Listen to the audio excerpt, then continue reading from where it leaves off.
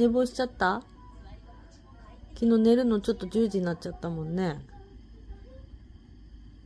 寝坊しちゃったの？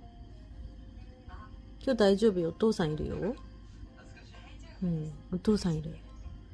お父さんとお散歩行って、それからご飯食べて。ね。お母さん来るまで待ってて。いい？お父さんいるから今日。